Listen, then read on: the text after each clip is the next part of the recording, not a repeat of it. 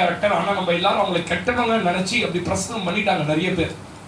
நேற்று ராத்திரி கூட மூல பாஷையில உட்கார்ந்து அவங்களை குறித்து நான் ஆராய்ந்து பார்த்தபோது அந்த பெண்ணிடத்துல காணப்பட்ட சில குணங்கள், அதை பத்தி தான் இன்னைக்கு நான் பேச போறேன் உங்க மத்தியில். என்னோட உபாகமத்தின் புஸ்தகம் 10ஆம் அதிகாரம் அதனுடைய 18ஆம் வசனத்தை நான் வாசிக்கிறேன். அவர் திக்கற்ற பிள்ளைகளுக்கும் விதவைக்கும் நியாயம் செய்கிறவரும் அந்நியன் மேல் அன்பு வைத்து அவனுக்கு அன்ன வஸ்திரம் கொடுக்கிறவருமாய் இருக்கிறார். சங்கீதம் 68ஆம் சங்கீதம் அதனுடைய 5ஆம் வசனத்தை நான் வாசிக்கிறேன். தம்முடைய பரிசுத்த வாசஸ்தலத்தில் இருக்கிற தேவன் திக்கற்ற பிள்ளைகளுக்கு தகப்பனும் விதைகளுக்கு நியாயம் விசாரிக்கிறவருமாய் இருக்கிறார். யோவான் 14ஆம் அதிகாரம் அதனுடைய 18ஆம் வசனத்தை வாசிக்கிறேன். நான் உங்களை திக்கற்றவர்களாக விடேன், உங்களிடத்துல வருவேன். அல்லேலூயா. ஜெபிப்போம். ஆண்டவரே, இந்த வார்த்தைகளை கொண்டு எங்களோட கூட பேசுங்க. இயேசு கிறிஸ்துவின் நாமத்தில் பிதாவே, ஆமென். இங்க திரும்ப திரும்ப திக்கற்ற பிள்ளைகள் விதவைகள், திக்கற்ற பிள்ளைகள் விதவைகள் என்று வருகிறார்கள். இந்த உலகத்துல திக்கற்றவர்கள் தானாய் உருவாகுவது இல்லை. கவனிக்கணும். திக்கற்றவர்கள் தானாய் உருவாகுவதில்லை, உருவாக்கப்படுகிறார்கள். யாரால பாஸ்டர் உருவாக்கப்படுகிறார்கள்? பேராசை பிடித்தவர்களால் உருவாக்கப்படுகிறார்கள், பெருமை உள்ளவர்களால் உருவாக்கப்படுகிறார்கள், அநீதியாய் நடக்கிறவர்களாய் உருவாக்கப்படுகிறார்கள். இப்படி இந்த திக்கற்றவர்கள் சுயநலம் பிடித்தவர்களாய் உருவாக்கப்படுகிறார்கள். திக்கற்றவர்களா ஒரு மனுஷன் திக்கற்றவனா, நான் திக்கற்றவனா போனேன் எனக்கு தாலி போய் யார் உருவாக்குறது? எங்க அப்பா அப்படி திக்கற்றவர்களா எங்களை மாட்டிட்டு போயிட்டார். ஏன்? அவருடைய சந்தோஷம், அவருடைய சுயலாபம், அவருடைய வாழ்க்கை நல்லா இருக்கணும், எங்க மேல அக்கறை இல்லாதவரா போயிட்டார். அப்ப திக்கற்றவர்கள் தானாய் உருவாவதில்லை, திக்கற்றவர்கள் உருவாக்கப்படுகிறார்கள். அப்படி திக்கற்றவர்களாய் மாறினவர்களை நேசிக்க ஒரே ஒரு தெய்வம் இருக்கிறார்னா அவர் பரலோகத்தில் இருக்கிற எங்களுடைய பிதா. ஆமென். அடிக்கடி சொல்லுவாங்க, நான் உன்னை விட்டு, அதாவது விலகுவதற்கும் கைவிடுவதற்கும் நிறைய டிஃபரெண்ட் உண்டு. ஒரு டெத்து, ஒரு அதாவது இந்த கணவனை இழந்துட்ட மனைவி சின்ன வயசுல எங்கர்லயே கணவனை இழந்துட்டாங்க பாருங்க, அவங்கள தான் நீங்க போய் கேட்கணும். அதாவது எல்லா சொந்தக்காரனும் வருவான், அழுவான், அழுகிட்டு போயிடுறாங்க பார்த்தீங்களா, அழுதுட்டு. அது பேர் விலகுவதுன்னு அர்த்தம். கைவிடுவதுன்னா என்னன்னு கேட்டீங்கன்னா, இதுக்கு மேலதான் அவங்க படுத்த போற பாடு இருக்குது. என்ன காரியம் பண்ணாலும் அவங்களை கழிக்க வச்சிருவாங்க. அவங்கள ஒரு அந்த பாதை வழியா கடந்து வந்தவங்களை கேட்டு பாருங்க, விதவைகளை. அதுதான் விலகுவது. அவங்களோட எதுவும் சம்பந்தம் கலக்க மாட்டாங்க. அப்படிப்பட்டவங்களை பார்த்து சொல்றாரு, நான் உன்னை விட்டு விலகுவதில்லை, உன்னை நான் கைவிடுவதில்லை. ஆமென் சொல்லுங்க. அப்ப கவனிங்க, இந்த திக்கற்ற பிள்ளைகள் யாரெல்லாம் தேசத்தில் இருக்கிறார்களோ அவளுக்கு ஒரு தெய்வம் இருக்கிறார்னா அவர் இயேசுதான். பல நேரங்களில தனிமையில இருந்து யோசிக்கிற காரியம், நமக்கென்று இந்த உலகத்தில் யார் உண்டு? இதை யோசிக்காத மனிதர்கள் யாருமே இல்லை. எனக்கென்று யார் உண்டு இந்த உலகத்துல? இந்த கணவன் இப்படி இருக்கிறார், இந்த பிள்ளைக்கு பொறுப்பற்றவர்களா இருக்கிறாங்க, என் வாழ்க்கை இப்படி இருக்கிறது என்று யோசிக்காத ஒரு நபர்களும் இல்லை. நான் ஒரு சத்தியத்தை சொல்றேன், என்றைக்கு நீங்கள் அவரை அறிந்தீர்களோ, அவர் என்றைக்கு தேடி வந்து உங்களை தெரிந்து கொண்டாரோ, அன்று முதல் இன்று வரை உங்களுக்கு ஒரு திக்கற்ற பிள்ளைகளுக்கு தகப்பன் இருக்கிறார். நீங்க அதனால மனிதங்க அன்பு காட்டல, மனிதவங்க ஆதரிக்கிற, மனிதங்க கைவிட்டுட்டாங்க, மனிதங்க விலகிட்டாங்க என்று ஒரு நாளும் நீங்கள் அங்கலாக்க கூடாது.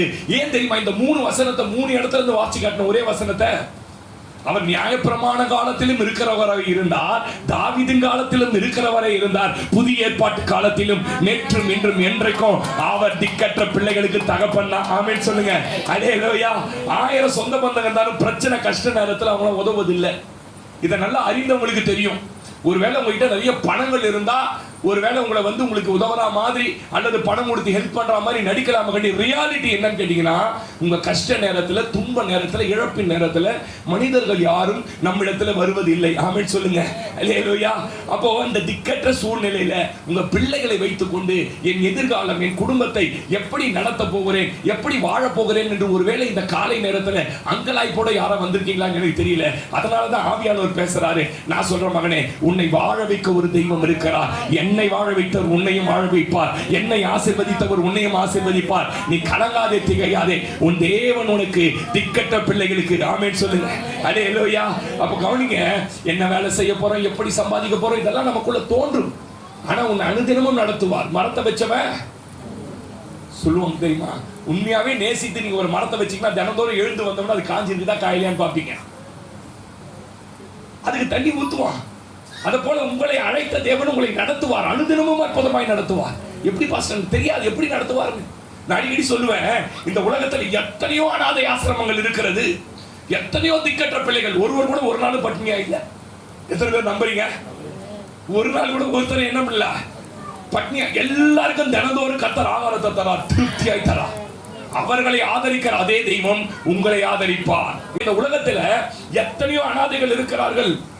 நீங்க எசேக்கியேல் எரேமியாவின் புத்தகம் 49ஆம் அதிகாரம் தயவு செய்து அதனுடைய 11ஆம் வசனத்தை வாசிங்க. எரேமியா 49:11 வாசிங்க, சீக்கிரமா வாசிங்க.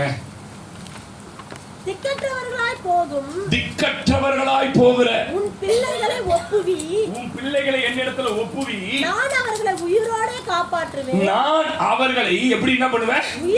உயிரோடவே காப்பாற்றுவேன். உன் விதவைகள் என்னை நம்புவார்களாக. திக்கற்ற பிள்ளைகளை கர்த்தரிடத்துல ஒப்புவிங்க. விதவைகள் கவனிக்கணும், கர்த்தரை நம்பணும். பிள்ளைகளுக்கு குடும்பத்தின் சூழ்நிலையை சொல்லி சொல்லி கர்த்தரை பிடிச்சுக்கோ, கர்த்தரை பிடிச்சுக்கோ, கர்த்தர் ஒருத்ததை தவிர நமக்கு இந்த உலகத்துல யாருமே கிடையாது என்று சொல்லி சொல்லி வளர்க்கணும்.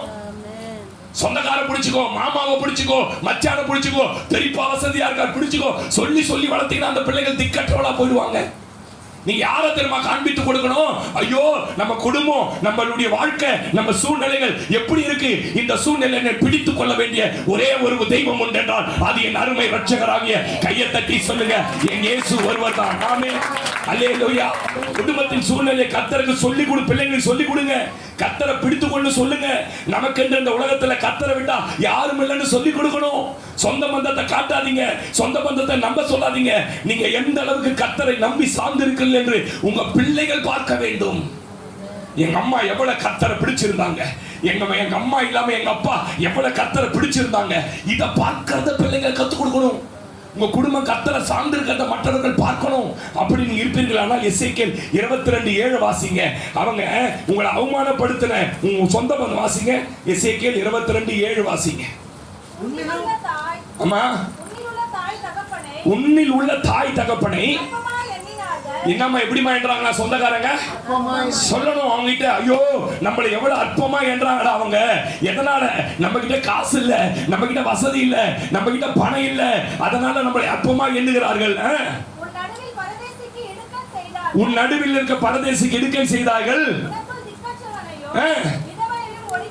ஆமா சொல்லணும். எங்க அப்பாவை எவ்வளவு அவமானப்படுத்தினாங்க தெரியுமாடா, உங்க அம்மாவை எவ்வளவு அவமானம், நம்ம குடும்பத்தை எவ்வளவு அவமானப்படுத்தி பேசுறாங்க தெரியுமா என்று நம்மள ஒடுக்குறாங்கன்னு அவங்களுக்கு சொல்லி கொடுக்கணும். பிள்ளைங்க எல்லாம் மாயையானவர்கள். மாமா ஒரே ஒரு சாக்லேட் வாங்கி வந்தாருன்னா மாமா நல்லவர் போலது நினைச்சிடுவான். இல்ல இல்ல இல்ல, அவங்க எல்லாம் மாயையானவர்கள் என்று கற்றுக் கொடுக்கணும் பிள்ளைகளுக்கு. என் அன்பு தேவ பிள்ளைகளை கவனிங்க. இன்னைக்கு செய்தி ஒருவேளை உங்களுக்கு சுவாரஸ்யமா இல்லாம இருக்கும், ஆனா நான் சொல்றத உண்மை ஃபேக்டா பேசுறேன். என்றைக்கு நீங்க கர்த்தரை நம்பி வந்தீங்களோ கர்த்தர் தான் உங்களுக்கு ஆதரவு, கர்த்தர் தான் உங்களுக்கு அடைக்கலம். ஆமே, நீங்க எந்த அளவுக்கு கர்த்தரை நம்பி சார்ந்து இருக்கிறீர்கள் என்பதை உங்க சந்ததிகள் பார்க்கணும். 102ஆம் சங்கீதம் 15, 16, 17 வசனங்களை வாசிங்கன்னா 102ஆம் சங்கீதம் அதனுடைய 15ஆம் வசனத்தை வாசிங்க. கர்த்தர் சீயோனை கட்டி தன்னுடைய மகிமையில் வெளிப்படுவார், தன்னுடைய மகிமையிலே வெளிப்படுவார். திக்கற்றவருடைய ஜெபத்தை அலட்சியம் பண்ணாமல். இந்த வசனத்தை எல்லாம் பிள்ளைங்களுக்கு காட்டணும். டெய்லி பைபிள் படிக்கிறீங்களே, எதுக்காக பைபிள் படிக்கிறீங்க சிஸ்டர்? உங்க ஆசீர்வாதத்துக்காக படிக்க கூடாது. எதுக்காக பைபிள் படிக்கணும் தெரியுமா? இந்த மாதிரி வசனம் எல்லாம் வரும்போது அதை நோட் பண்ணி வச்சு பிள்ளைங்க ஸ்கூல்ல இருந்து வந்த உடனே, உங்க வீட்டுக்கார் வந்த உடனே, எங்க நம்மள திக்கற்றவர் நீங்க நினைக்கிறீங்க. நம்ம திக்கற்றவர்கள் இல்ல, நம்முடைய ஜெபத்தை அலட்சியம் பண்ணாத ஒரு தெய்வம் இருக்கிறார். ஆமென் சொல்லுங்க. அல்லேலூயா. நீங்க வடை சுட்டு வைங்க வேணாம் இல்ல, பஜ்ஜி சுட்டு வைங்க வேணாம் இல்ல, அதுக்கு மேல கர்த்தருடைய வார்த்தை அவர்களுக்காக சுட சுட கொடுத்து பாருங்க. அவர்கள் ஆமென் வாசி. அலட்சியம் பண்ணாமல் அவர்கள் விண்ணப்பத்தை அங்கீகரிப்பார். அவர் விண்ணப்பத்தை அவர் என்ன பண்ணுவாரா? படிங்க, தொடர்ந்து படிங்கம்மா. அப்பொழுது ஜாதிகள் கர்த்தருடைய நாமத்திற்கும் பூமியில் உள்ள ராஜாக்கள் எல்லாரும் உம்முடைய மகிமைக்கு பயப்படுவார்கள். பின் சந்ததிக்காக இது எழுதப்படும். எப்பா நாங்க எப்படி இருந்து எப்படி ஆசீர்வதிக்கப்பட்டோம் என்று பின் சந்ததிக்காக இது எழுதப்படும். சிருஷ்டிக்கப்பட்ட ஜனம் கர்த்தரை துதிக்கும். கர்த்தர் கட்டுண்டவர்களை பெருமூச்சாய் கேட்கவும் உனக்கு நியமிக்கப்பட்டவர்கள் விடுதலையாக்கவும் தம்முடைய உயர்ந்த பரிசுத்த ஸ்தலத்திலிருந்து பார்த்து வானங்களிலிருந்து பூமியின் மேல் கண்ணோக்கமானார். அல்லேலூயா. ஏன் பாஸ் இந்த வசனம் எல்லாம் காண்பிச்சு கொடுக்குறீங்க? திக்கற்றவர்களை கர்த்தர் எப்படி ஆசீர்வதிக்கிறார். பூமியில் உள்ள ஜாதிகள் எல்லாம் இனி வரும் நாட்கள்ல இந்த திக்கற்றவர்களுக்கு எப்படி இவ்வளவு பெரிய ஆசீர்வாதம் வந்தது என்று உங்களை காணக்கூடிய அளவுல கர்த்தர் உங்களை உயர்த்துவார். ஒரு ஆமென் சொல்லுங்க. அல்லேலூயா. சரி, இன்னைக்கு நான் என்ன பாஸ்டர் ஒரு இன்ட்ரோடக்ஷன் தான் இது. பொதுவா நான் சொன்னேன், நாம் திக்கற்றவர்களாய் போவதற்கு காரணம் மனிதர்கள் தான், சொந்தங்கள் தான், பந்தங்கள் தான். அப்படி திக்கற்றவளாய் மாற்றப்பட்ட ஒரு மகள் இருக்கிறார். அவள் பேர் ஆகார். சொல்லுங்க, ஆகார். ஆகார் ரொம்ப பரிதாபமான ஒரு கேரக்டர். பைபிள்ல வாயை திறந்து யார்கிட்டயுமே பேசாத ஒரு கேரக்டர் இருக்கானா அது ஆகார் தான். நீங்க ஆகார் பேசுறதா பைபிள் எங்கேயுமே என்ன பண்ண முடியாது. அவ பேசணும் ஒரே ஒரு யார்கிட்ட பேசினா தெரியுமா? சொல்லுங்க, கர்த்தர் கிட்ட மட்டும் தான் பேசலாம். வேற எங்கேயும் தான் எதிர்ப்பை கூட காண்பிக்கல. அப்ப என்ன இந்த ஆகார பத்தி நீங்க படிக்கணும்னா வாசிங்க ஆதியாகமத்தின் புஸ்தகம் 16ஆம் அதிகாரம். என்னோட வேத திருப்புங்க.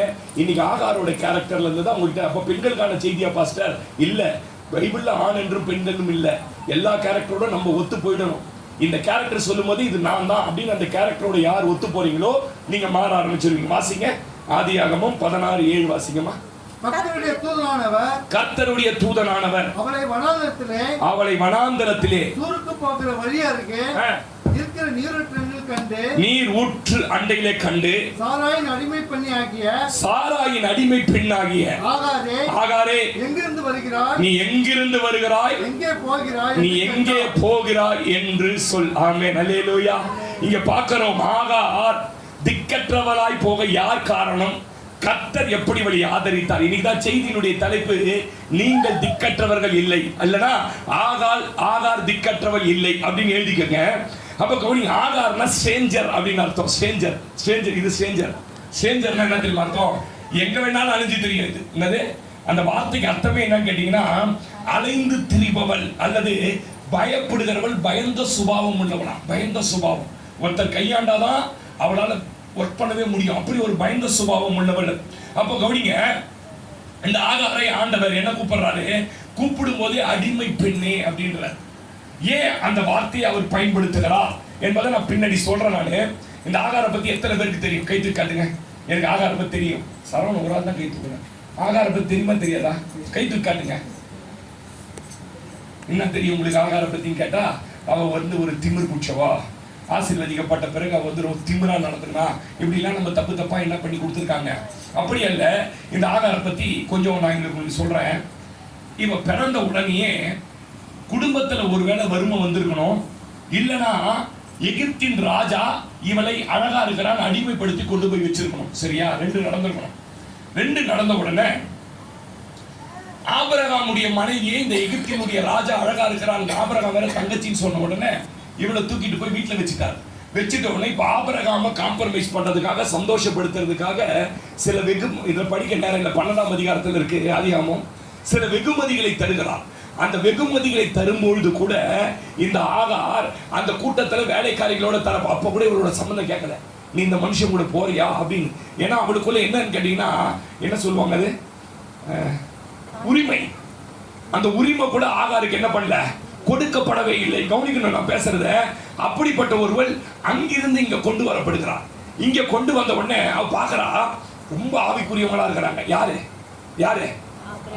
ஆபிரகாமும் சாராவும் பார்க்கறதுக்கு ரொம்ப ஆவிக்குரியவங்களா இருக்கிறாங்க.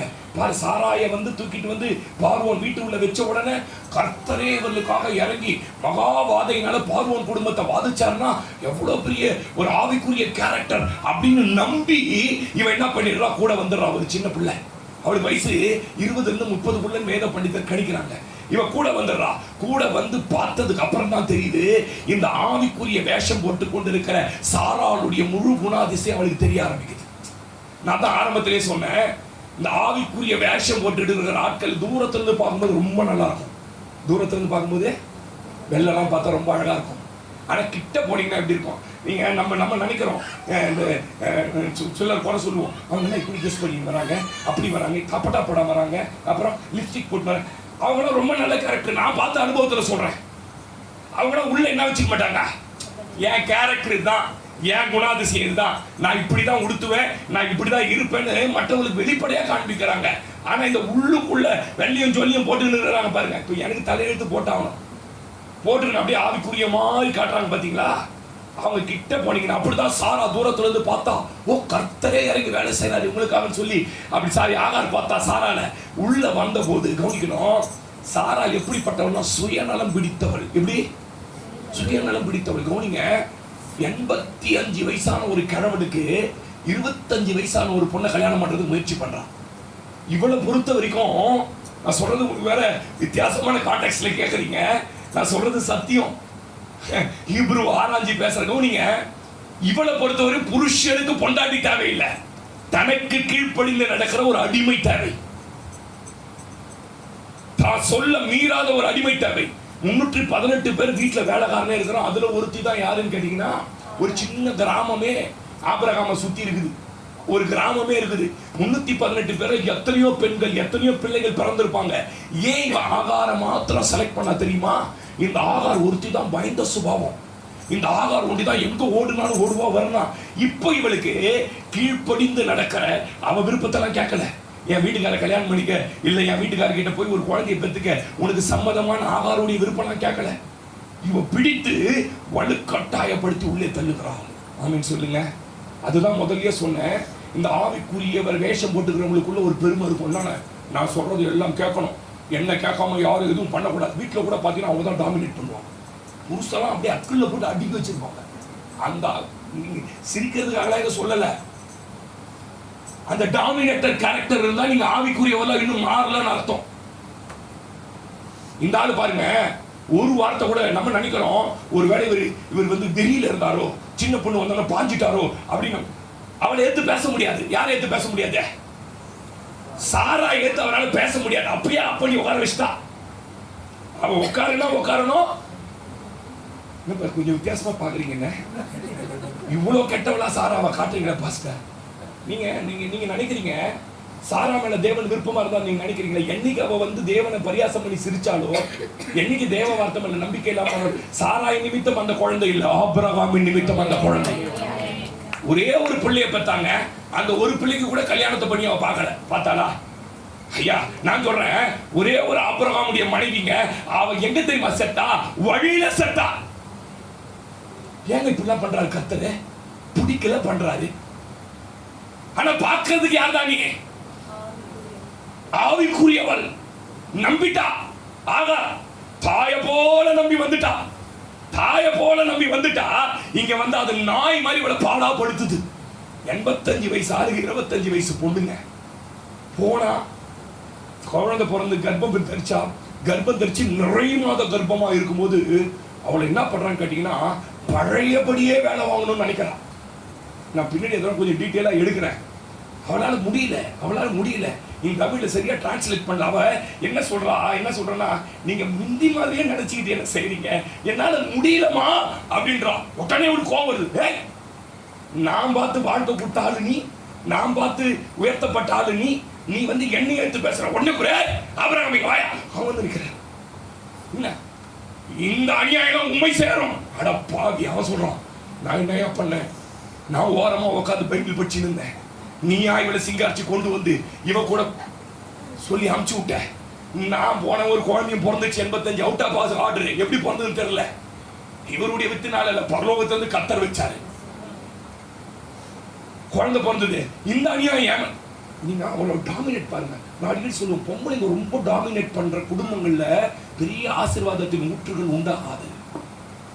சகோதரி, உங்களை மட்டப்படுத்த பேசுற நீங்க நினைக்காதீங்க. நீங்க பெண்கள் தான். உங்களுக்கு தலை யாரே?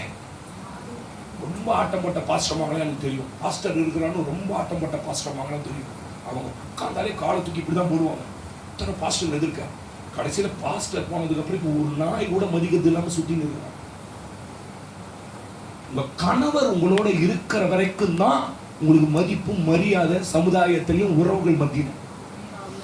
சொல்லுங்க ஆமென் சொல்லுங்க. இந்த ஆகார அடிமைப்படுத்தினவள் தன் புருஷனையும் அடிமைப்படுத்திட்டா. இப்போ இவ பிரெக்னன்ட் ஆயிட்டா. பிரெக்னன்ட் ஆனதுக்கு அப்புறம் இவ வந்து செஞ்ச டார்ச்சர் தாங்க முடியல, ஓடுறா. ஓடும்போது ஆண்டவர் இவளையும் உணர்த்துறார். என்ன உணர்த்துறா தெரியுமா? நீ ஒரு அடிமை, மறந்துடாத. அதனால தான் அடிமை பெண்ணாகி ஆகாரேன்ற. ஏன் ஒரு வேளை இவளுக்குள்ள ஒரு பெருமை வந்திருக்கும்னு நினைக்கிறேன்.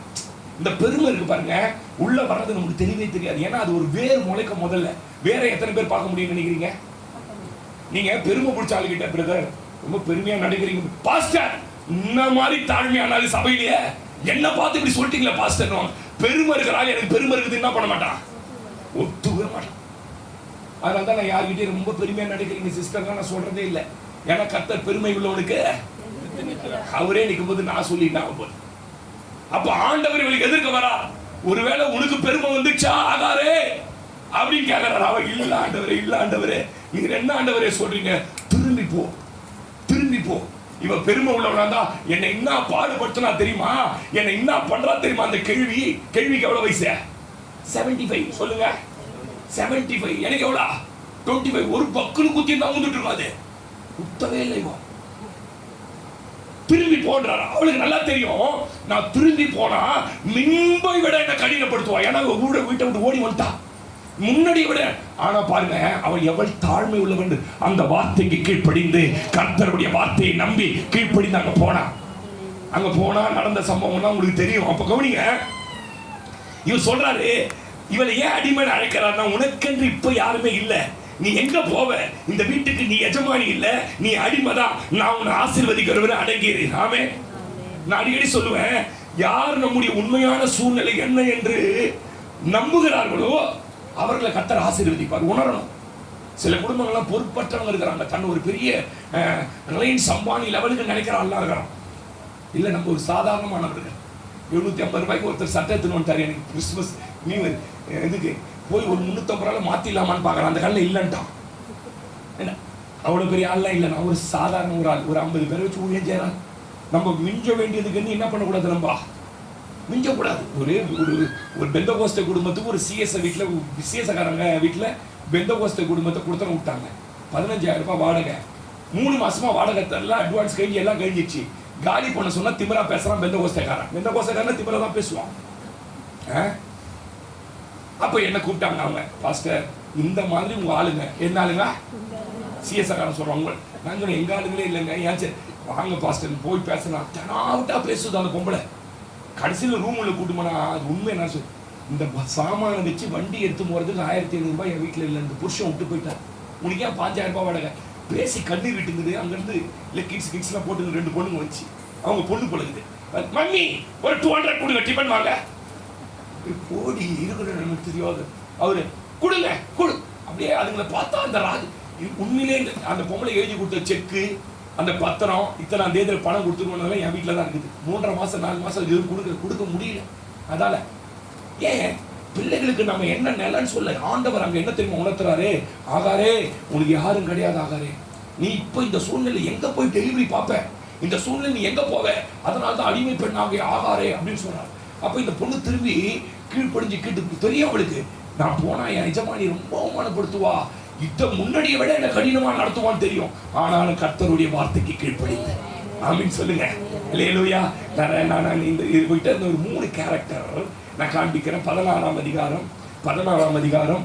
உங்க வீட்டில் இதெல்லாம் நடக்கக்கூடாது. வாசிங்க 16ஆம் அதிகாரம் 1-2 வாசிங்க பிரதர். 1-2. ஆபிரகாமுடைய மனைவியாகிய சாராளுக்கு பிள்ளை இல்லாதிருந்தது. எகிப்து தேசலாகிய ஆகார் என்னும் பேர் கொண்ட ஒரு அடிமை பெண் அவருக்கு இருந்தால், சாராய் ஆபிரகாமை நோக்கி, நான் பிள்ளை பெறாதபடிக்கு கர்த்தரின் கர்ப்பத்தை அடைத்திருக்கிறார். யார் மேல கம்ப்ளைண்ட்? கேட்டுட்டீங்களா? சாராவை பத்தி நீங்க என்ன நினைக்கிறீங்க? பேதுரு எழுதிட்டாரு, ஆண்டவன் மாறேன். ஒரு வாட்டி பார்த்தார் பொழுது தரிசனத்துல ஆண்டவன் மாறேன் கூப்பிட்டதை பார்த்து சாரால் ஆண்டவன் மாறேன் கூப்பிட்டாரு. அது வெளியில என்ன கல்யாணத்துக்கு போகும்போது கூப்பிட்டுருப்பான்னு நினைக்கிறேன். ஏங்க அப்படின்னு கூப்பிட பார்த்துருக்கீங்களா கல்யாணத்துல? மற்ற நேரம் என்ன சொல்லுவோம் சொல்லுங்க? போய்க்குது. எங்க போய்க்குது? வந்துக்குது. வீட்டுக்கார ஏங்க வாங்கன்னு கூப்பிட்டு பேசுங்க. என்ன கூப்பிடுங்க? எங்க மாமா அத்தா. சிரிக்கிறதுக்காக சொல்ல, அது எவ்வளவு சந்தோஷமா இருக்கு தெரியுமா? நானே ஆனந்தின்னு நினைக்கிறேன். கிராமத்துக்கு போயிருந்தோம். போனா உங்க வீட்டுக்காரர் உள்ரூம்ல தூக்கி நிற்கிறாரு. ஜெபம் பண்ணி செய்து கூட தானே, அதுக்கும் ஜெபம் பண்றேங்க. ஏய் வா பாஸ்டர் வந்துக்கிறாரு. நான் பையன் நான் பார்த்தேன் வீட்டுக்காரர் கம்மி நிற்கிறேன். ஏய் வா போ சொல்லுங்க. அதுக்கு சொன்ன பாஸ்டர் நான் அப்பவே, எதுக்கு சொன்னேன்? ஒட்டனே சொல்றா பாருங்க, கர்த்தர் என் கர்ப்பத்தை அடைச்சிட்டார். வாசி பெறுத, என் அடிமை பெண்ணோடு சேரும், என்னுடைய அடிமை பெண்ணோடே சேரும், ஒருவேளை அவளால் என் வீடு கட்டப்படும் என்றால். ஆமென். போதும். சில ஆவிக்கு உங்க குடும்பத்துல 3வது நபர் நுழையக்கூடாது என்ற தலைப்புல முதல்ல பேசுறேன். உங்க குடும்பத்துல 3வது நபர்களுடைய தலையீடு இருக்கக்கூடாது. இவ யாரு? நீ யாரு? சாரா, நீ எவ்வளவு பெரிய அபிஷேகம் பெற்றவ, கர்த்தரே தரிசனமாகி உன்னையும் உங்க வீட்டுக்கார அமைச்சு, இவ ஒரு அடிமை, இவ ஒரு ஸ்லேவ், இவ்வளவு போய் உங்க வீட்டுக்குள்ள நுழைக்கிற. அப்ப இந்த மூன்றாவது ஆள் நுழையக்கூட. சில ஆவிக்குரிய குடும்பங்கள் வெரி சோஷியல், வெரி சோஷியல். என்ன சோஷியல் சொல்லுங்க இந்த வார்த்தை எல்லாரும்? Very social. வேலை ஸ்தலத்தில் இருக்கிற ஆம்பளைங்க கூட வேலை செய்யற கொலிக்கு, ஆபீஸ் கொலிக்கு சர்வசாதாரணமா வீட்டுக்கு வருவார், சர்வசாதாரணமா வீட்டுக்கு வருவார். இந்த அம்மாவும் சர்வசாதாரணமா ஷோபா பக்கத்துல உட்காந்து இவர் புருஷ மாதிரி பேசிட்டு இருப்பாரு, புருஷன் எங்க உட்கார்ந்து இருப்பாரு. பாத்துக்கிறீங்களா இல்லையா? கேட்டா நாங்க வெரி சோஷியல் ஃபேமிலி அப்படின்வாங்க. சில வீடுகள்ல என்ன பண்ணுவான்னு கேட்டீங்கன்னா, வேலை செய்யறதுல இருக்கிற பெண்களை வீட்டுக்கு கூட்டிட்டு வருவான், பெண்களை வீட்டுக்கு கூட்டிட்டு வருவான். அவங்க வீட்டுக்காரங்க, அவங்க பிள்ளைங்க, இந்த அம்மா வந்து தனியா ஒரு கூட்டுன்னு வருவாரு. இதுல வேற பஸ் ஸ்டாண்ட்ல இறங்கிட்டு போன் பண்ணி ஒரு 2 வீலர்ல போய் என்ன பண்ணுவாரு, ஊர்ல பாக்குறோம் ஒரு பொண்டாட்டியா 2 பொண்டாட்டியான்னு தெரியல, அவ்வளவு நெருக்கமா உட்காந்து போகுது. சொல்லுங்க, மூணாவது நபருடைய தலையீடு வரக்கூடாது. நீங்க பாத்துறீங்களா, வீட்டுல சண்டை நடக்கும், சண்டை நடந்தா புருஷனுக்கு மனைவி சண்டை, பொண்டாட்டி யாருக்கு போன் பண்ண சொல்லுங்க, யாருக்கு போன் பண்ணா? எந்த மாமா போன் பண்றியா? அம்மா, அம்மா நான் பக்கத்துல இருக்கிறாங்க, நாங்களாம் வீட்டோட மாப்பிள்ள இல்ல, ஐயம் எங்களுக்கு அம்மாவும் கிடையாது, அனாதை நம்மளாம். வீட்டுக்காரோட புருஷனுக்கு போன் பண்ணி சொல்லுது, என்னடா இப்படி எல்லாம் பண்றாங்க உங்க ஃப்ரெண்டு, வந்து நீங்க என்ன எதுன்னு கேளுங்க. எப்ப போன் பண்ணாலும் யாருக்கு தான் போன் பண்ணிட்டேன். அதே மாதிரி இவரு சண்டை போட்டாலும் யாருக்கு போன் பண்றாங்க? யாருக்க? இந்த அம்மாவுடைய ஃப்ரெண்டுக்கு போன் பண்றாங்க. நீங்க பாருங்களேன், சில நேரத்தில் யார்கிட்ட பேசிக்கிறேன், எங்க ஆபீஸ்ல இருக்கிறவங்க பேசிக்கிறேன். சாதாரணமாய் போச்சு. நீங்க நான் ரொம்ப எச்சரிப்பா இதெல்லாம் பேசுறேன். சாரால் தேவையில்லாத ஒரு அடிமை பெண்ணை கொண்டு வந்து தன் வீட்டுக்குள்ளே நுழைத்தார். இதனுடைய விளைவு என்ன தெரியுமா? அவளுடைய வாழ்க்கையை பறிபோகக்கூடிய ஒரு பயங்கரமான சூழ்நிலை. சோசியல் இருக்கக்கூடாது. ஸ்கூல்ல கூட சொல்றேன், உங்க பிள்ளைங்க ஆம்பளை பசங்க என் ஃப்ரெண்டுன்னு வீட்டுக்கு கூட்டு வந்தா கண்டிங்க, சேர்க்காதீங்க. இந்த மாதிரிலாம் வந்து பிள்ளைங்கள என்ன பண்ணக்கூடாது, கூட்டு வரக்கூடாது. சொல்லுங்க, ஒருவேளை 5ஆம் கிளாஸ் வரைக்கும் அலோவ் பண்ணீங்கன்னா ஓகே, அதுக்கு மேல அலோவ் பண்ணாதீங்க. ஏன்னா 5ஆம் கிளாஸ்ல லவ் பண்ண ஆரம்பிக்கிறான். எத்தனை பேர் ஒத்துங்க சொல்றீங்க? நான் இதெல்லாம் நீங்க சாதாரணமா நினைக்கிறீங்க. நம்ம குடும்பங்கள் இன்றைக்கு கெட்டு போய் நம்ம பிள்ளைங்க ரோட்ல அனாதையா நிற்பதுக்கு காரணமா இது அமைஞ்சிடும் சிஸ்டர். மூன்றாவது நபருடைய தொடையில் கூட. அதே மாதிரி சில வீட்டுல எல்லாம் இருக்கு சோசியலா, நான் நீ சோறு கட்டி கொடுத்தீங்க, ஓ புனிதா கட்டின்னு வந்தது பாரு எனக்கு சோறு, என்ன டேஸ்ட் தெரியுமா? அது உடனே இந்த அம்மா என்ன சொல்றான், நீ புனிதாவே கட்டிக்க வேண்டியதானே. வாயின் வார்த்தைகளும் இருதயத்தின் தியானமும் சரியாயிடும். நாவில் அதிகாரத்தை கொடுத்துருக்கு. பார்த்துருக்கீங்களா நீங்க?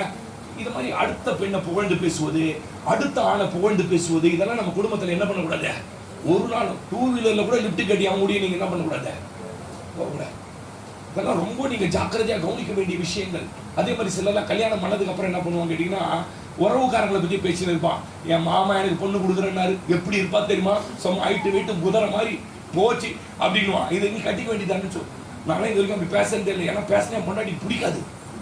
எனக்கு எத்தனை மாமா தெரியுமா? 4 தாய் மாமா. எத்தனை பொண்ணுங்க தெரியுமா? ஒரு மாமாக்கு 4 பொண்ணுங்க. கட்டணா அந்த பொண்ணு தான் எங்க அம்மா ஒத்த காலில் ஆண்டவர் அபிட்ட பண்ணிட்டாரு எங்க அம்மாவை. தப்சாண்டான்னு ஒரு 10ல சொல்ற மாதிரி தப்சேன். ஏன்னா இப்படிதான் பேசும் அப்படின்னு எடுத்தோன்னே என் மாமா பொண்ணு. சின்ன வயசுல சொல்றேன். இப்ப கவுனிங்க சிஸ்டர், இதெல்லாம் நம்ம குடும்பத்துக்குள்ள என்ன இருக்கக்கூடாது. சோஷியல். நீங்க யார்கிட்ட பேசுங்க, போனுக்கு பேட்டர்ன் லாக்கே போடக்கூடாது. உங்க கணவர் உங்க போனை எடுத்து பார்க்கக்கூடிய அளவு இதுல லாக்கு, அதுல லாக்கு இருக்கக்கூடாது.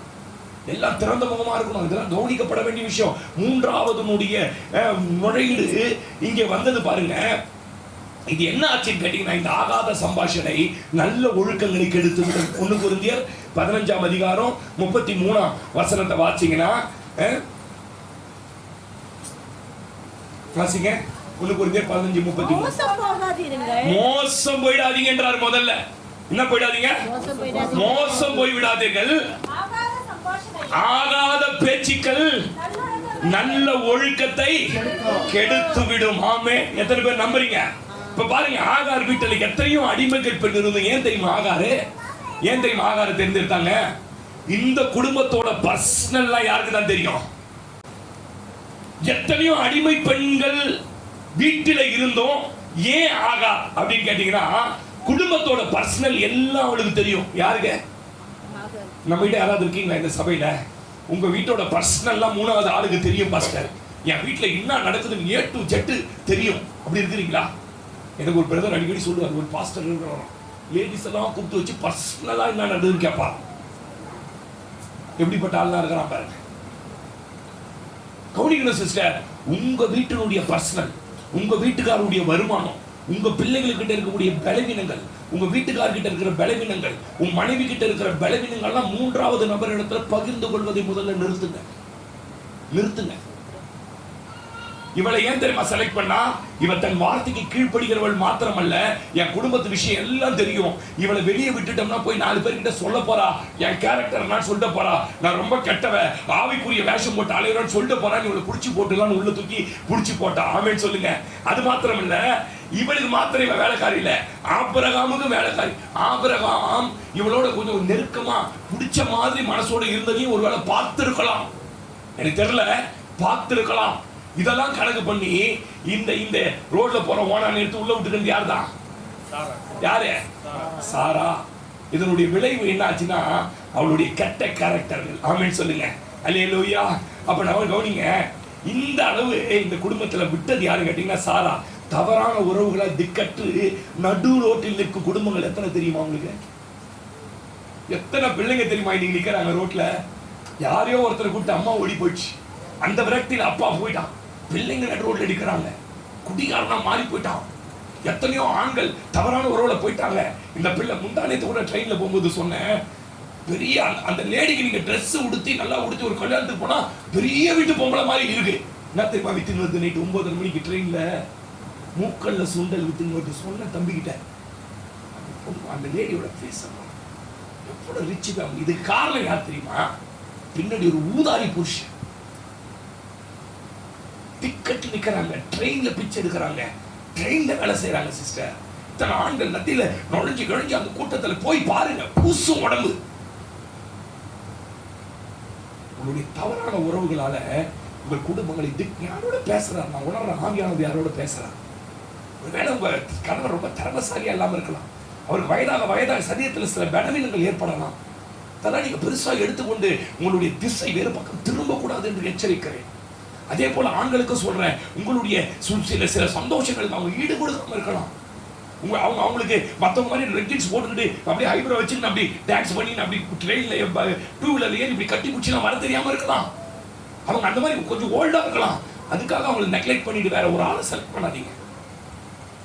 நீங்க ஆண்டவர் உங்களோட பேசுறார், இவ தன்னுடைய இயலாமையை மறைப்பதற்கு வேறு ஒருவரை கொண்டு வந்து உள்ளே விட்டா பாருங்க, நடு ரோட்டில குடும்பங்கள் இருக்க போது. ஆமென் சொல்லுங்க.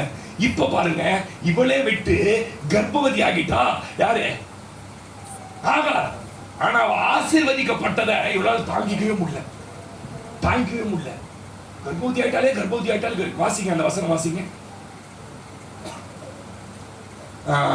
6 வாசிமா, 16 வாசி. அதற்கு ஆபிரகாம் சாராயை நோக்கி, இதோ 16:6 வாசிங்க. அடிமை பெண் உன் கைக்குள் இருக்கிறார், பார்வைக்கு நலமானபடி அவளுக்கு செய் என்றார்.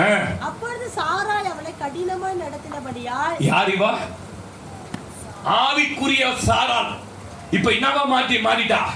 கடினமானவளாய் மாற்றிட்டா, கடின குணமுள்ளவளாய். இதுதான் ரியல் கேரக்டர் சாராவோடது. நான் அடிக்கடி சொல்லுவேன், ஆவிக்குரிய வேஷம் போடுற ஆளுங்க சும்மா அப்படி கொஞ்சம் மெச்சி பாருங்க, அவங்க வாயிலிருந்து வர வார்த்தை என்ன வரும்? அவங்க கோபம், அவங்களுடைய ரேக், அவங்க உண்மையான சுபாவங்கள். நான் அடிக்கடி சொல்லுவேன், வேஷம் போட்ட ஆளுங்கள்லாம் பைபிள்ல அவஸ்தப்பட்டாங்க. அது யாக்கோபா இருக்கட்டும், கிபியோனின் குடிகளா இருக்கட்டும், தீர்க்கதரிசி ஒருத்தங்கிட்ட தன் கணவனுக்காக வேஷம் மாறி போன பெண்ணா இருக்கட்டும், இப்படி யாரெல்லாம் பைபிள்ல வேஷம் போட்டுட்டு வந்து, யோசேபாத் வேஷம் போட்டுட்டு போனான், வீட்டிலே குத்திட்டான். வேஷம் மாத்திரம் போடக்கூடாது, நான் ரியாலிட்டி, இப்படிதான் ட்ரெஸ் உடுத்துவேன், இதுதான் என் கேரக்டர் அப்படி சொல்லுங்க. சொல்லலாம் பாருங்க, சர்ச்சைக்கு வரும்போது மொத்தத்தையும் கட்டிட்டு வெளியில வருவாங்க. கல்யாணத்துக்கு போகும்போது என்ன பண்ணுவாங்க? இருக்கிற நகை நட்டு மொத்தத்தையும் எடுத்து போட்டு பூசெண்டு வேற வச்சு நிக்குது. ஒண்ணு பொண்ணுகிட்ட அந்த வாங்கின பூசெண்டு வாங்கி இது கையில வச்சு நிக்குது. அவ்வளவு ஆசை. பூசெண்ட கூட நம்மளுக்கு என்ன வரல. ஆனா சபையில என்ன வேஷம்? உமக்காகத்தான் வாழ்கிறேன், உயிரையே கொடுத்திடுவேன், அழைத்தீரே உம் சேவைக்கு. நகை வீட்டுல இருந்து கலர் கலர் ஜிகினா போட வந்து இருந்த இவன் இவ்வளவு நாள் அடிமை நல்ல மாதிரி வேஷப்பட. இப்ப ஒரு கடினங்கள் என்ன பண்ணுது? வெளியே வருகிறது. இங்கிலீஷ்ல போட்டிருக்கோம், ஹார்ஷ் அண்ட் ஹார்டா நடத்தினாராம். இவ ஆகாரம் செலக்ட் பண்ணி ஆசீர்வதிக்கப்பட வேண்டும் நினைத்தவளே இந்த சாரா தான். ஆனா ஆசீர்வதிக்கப்பட்ட பின்னு குணமும் சுபாவம் மாறுகிறது. 6ஆம் அங்கத்துல ஆகாரம் ரொம்ப பிடிச்சது, இவருக்காக ஜெபித்தா இப்ப பார்த்து ஆகாரம் பிடிக்கல, கடினமாய் நடத்துகிறாள். ஆமென் சொல்லுங்க. பொதுவாவே மற்றவருடைய ஆசீர்வாதத்தை, திறமையை, உயர்வை பார்க்கும்பொழுது நம்ம அறியாமலே நம்முடைய கடினத்தை சொல்களாலும் செயல்களாலும் நாம் வெளிப்படுத்துகிறோம். முதல்ல ஆரம்பத்தில் என்னமோ தெரியல, இனி காலையில் யோசிச்சுன்னு இல்லை. இந்த சர்ச் இருக்குல்ல, இந்த சர்ச் வந்து ஒரு ஹாஸ்பிட்டல். சொல்லுங்க, என்ன சொல்லுங்க? ஹாஸ்பிட்டலுக்கு யார் வருவா? நோயாளி தான் வருவான். உள்ள வந்தோன்னா ஹாஸ்பிட்டல் வந்தோன்னா நோய் என்ன பண்ணிடுவோம்வா? சரியாக்கிடுவான். சரியானவன ஹாஸ்பிட்டல்ல வெளில போடுவான், டிஸ்சார்ஜ். இங்க என்ன பண்ண மாட்டான்? சரியாக்கினவருக்கு நன்றி செலுத்தி இங்கே உட்காந்துருவான். ஆனா வாரம் வாரம் நோயாளி வரும். இப்ப நீ சரியாகி உட்கார்ந்து இருக்கிறல்ல, அந்த நோயாளியை இலகாரமா பார்க்க கூடாது. சரி, ஒருவேளை ஆரம்பம் எப்படி தெரியுமா இருக்கும்? அந்த நோயாளிக்காக நீயும் சேர்ந்து ஜெபம் பண்ணுவ. என்னன்னு? ஆண்டவரே ஆசீர்வதி, ஆசீர்வதி, ஆசீர்வதி. நீ ஜெபிச்ச ஜெபத்தெல்லாம் கேட்டிப்பா, அந்த நோயாளி என்ன ஆயிடுவான்? ஆனா யாருக்கு பொறாம வரக்கூடாது? இவருக்குனே வந்து குணமானாலும் உள்ள இருப்பாரு. இப்ப என்ன கதை ஆகி போச்சுன்னு கேட்டா, இப்போ வந்து ஆசீர்வதிக்கப்பட்டதா. பொதுவாகவே இந்த குணம் நமக்குள்ள இருக்குது. இன்னைக்கு நீங்க இந்த குணத்தை மாத்தீங்க பிரதர். என்ன குணம் தெரியுமா இருக்குது நம்ம கிட்ட? யாராவது ரொம்ப திறமசாலி, யாராவது ரொம்ப ஆசீர்வதிக்கப்பட்டவங்க, யாராவது நல்லா செஞ்சிட்டாங்கன்னா நம்மளுக்கு என்ன பண்ண மாட்டேங்குது?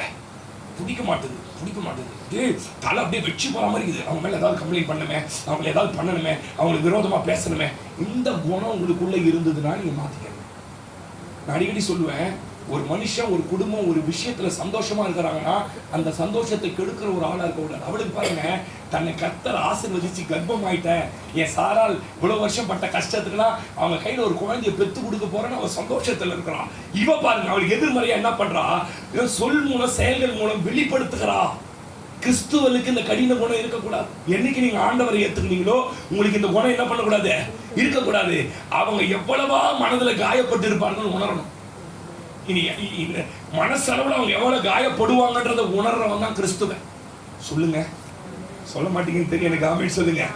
அந்த சந்தோஷமான சூழ்நிலைய, அந்த மகிழ்ச்சியான சூழ்நிலைய நம்மளால கெட்டு போகிறதே என நாம் உணர்வதில்லை. நான் இன்னைக்கு சொல்றேன், உங்களை மாத்திங்க. ஒருவேளை உங்களுக்கு அந்த குணம், ஒரு வீடு கட்டுறாங்கன்னா அவங்க கஷ்டப்பட்டு வீடு கட்டுறாங்க, உங்களை ஃபங்க்ஷனுக்கு கூப்பிட்டாங்கன்னா ஒருவேளை நீங்க வீடு கட்டாம இருக்கலாம், ஒருவேளை உங்களுக்கு ஒரு நல்ல இடம் இல்லாம இருக்கலாம். உங்களை ஃபங்க்ஷனுக்கு கூப்பிட்டாங்கன்னா உங்க சொல்லாலும் செயலாலையும் அங்க இருக்கிற அந்த சந்தோஷத்துக்கு எடுத்துடாதீங்க. சிலர்லாம் மறுமுறைக்கும் உள்ள போய் எப்படியெல்லாம் கோலம் பண்ணி எல்லாரையும் அழ வைக்கணும், அழ வச்சு வருவாங்க. தெரியுமா உங்களுக்கு? எல்லாரும் அழுதுன்னு வருவாங்க. ஏன் அப்புறமா கழிச்சு வருத்தம் தெரிவிப்பீங்க, நான் அப்படி நடந்துக்கல, நான் அதுக்காக சொல்லல, நான் இதுக்கு நான் நொட்ட சொன்னேன். எவ்வளவு பேர் இருக்கிறாங்க தெரியுமா இந்த மாதிரி கேரக்டர்? அங்க போய் ஒரு நாள் சந்தோஷத்தை கெடுத்துறது, கல்யாணத்துக்கு போனா அங்க போய் எல்லாரையும் அழ வச்சிடுறது. ஒரு நல்ல நிகழ்ச்சி ஏங்க, 10 பேர் வர இடத்துல 10 விதமான கேரக்டர் இருப்பான். இதை வச்சாதான் ஒருத்தன் பைபிள் படிப்பான்றான், ஒரு ஆளை வச்சுக்கன்னா கையில படிக்குது. நான் சொல்றது அண்டர்ஸ்டாண்டுக்காக நான் சொல்றேன். ஒருத்தர் வச்சு படிக்க பிடிக்கல, ஒருத்தர் வச்சு படிக்கணும்னுது, ஒருத்தர் நின்று படிக்கணும்னுது. பலவிதமான கேரக்டர் நிறைந்தது நம்ம குடும்பம், பலவிதமான கேரக்டர் நிறைந்தது நம்ம சபை. புரியுதுங்களா?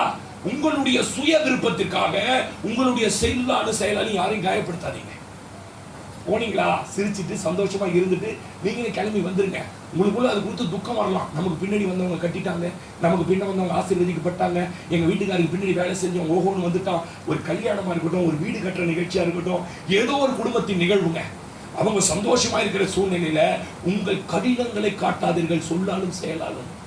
இந்த புள்ள 25 வயசு புள்ள ஒரு கர்ப்பம் ஆயிட்டா, நீ தானே அமிச்ச, நீ தானே ஜெபிச்ச, உனக்கு ஆரம்பத்துல இந்த பொண்ணை பிடிச்சிருந்தது ரொம்ப, இப்ப நீ ஏன் கடினமா நடத்துற சாராலே? ஒரு கிறிஸ்துவருக்கு இந்த கேரக்டர் இருக்க கூடாது. நம்ம கூட பிறந்த ஒரு சகோதரன் ஆசீர்வதிக்கப்படுறானா ரொம்ப சந்தோஷப்படுறேன். என் அண்ணன் ஆசீர்வதிக்கப்பட்டது, என் சர்ச்சைக்கு வர பிரதர் கார் வாங்கியிருக்கிறாரு, என் சர்ச்சைக்கு வர பிரதர் இது கட்டிருக்கு. இது உங்களுக்கு சொல்ல மனசு வரலன்னா நீங்க சாராவா இருக்கிறீங்கன்னு அர்த்தம். சொல்லுங்க ஆமென். ஹல்லேலூயா. ரொம்ப அப்படியே ஒரு மாதிரி நம்மளால அந்த சந்தோஷம் கெட்டு போயிடுச்சு. சிலருக்குலாம் அந்த குற்ற உணர்வு, நான் என்ன பண்ண, வீட்டில் வேற சண்டை போடுவாங்க புருஷன் கிட்ட. என்னன்னு, அவரு ரொம்ப நல்லவராக இருப்பாரு, அவர் ஏன்டி இப்படி நடந்துக்கிறாரு, கீழ்த்தரமா நடந்துக்கணும். ரொம்ப எனக்கு எவ்வளவு நான் என்ன நடந்துக்கிறேன், உன் அண்ணன் யோகியமா, உன் தங்கச்சி யோகியம், இப்படிலாம் பேசுறத நீங்க வந்து முதல்ல நிறுத்துற வரைக்கும் உங்களுக்குள்ள தரிசனங்கள் வராது, சொப்பனங்கள் வராது, ஆவிக்குரிய வாழ்க்கையில நீங்க வளர்ச்சி அடையவே மாட்டீங்க. அப்படியே கடைசி வரைக்கும் இருந்துட்டு சாரா மாதிரி நடுவோட போக வேண்டியதுதான், வேற வழி கிடையாது. ரொம்ப கடினமா இருக்கும் வார்த்தை. எதுக்குங்க சர்ச்சு சபை? எதுக்கு உபதேசத்தை போது ஒரு மனுஷனை மாத்தணும்? எந்த மனுஷனும் கிறிஸ்து இயேசுக்குள்ளாய் தேறினவனா நிறுத்ததான் சபை. உங்களுடைய அந்த ஜென்ம சுபாவங்கள் மாறுகிற வரைக்கும், மாறாத வரைக்கும் உங்களால தேவனிடத்திலிருந்து ஒரு ஆசீர்வாதமும் பெற்றுக்கொள்ளவே இல்லை. உங்களால ஆமென் எந்த நிகழ்ச்சியிலும் எந்த சந்தோஷமான மனிதனுடைய இருதயம் காயப்படக்கூடாது. அவங்க சொல்லக்கூடாது, இப்படி பண்ணிட்டாங்க பாஸ்டர் ஒரு ஃபங்க்ஷன்ல வந்து, இப்படி பண்ணிட்டாங்க பாஸ்டர் எங்க வீட்டு நிகழ்ச்சியில, எங்க கல்யாணத்துல இப்படி பண்ணிட்டாங்க பாஸ்டர். இதெல்லாம் நான் பேசுறதுக்கு காரணம் அனுபவத்துல பேசுறேன்.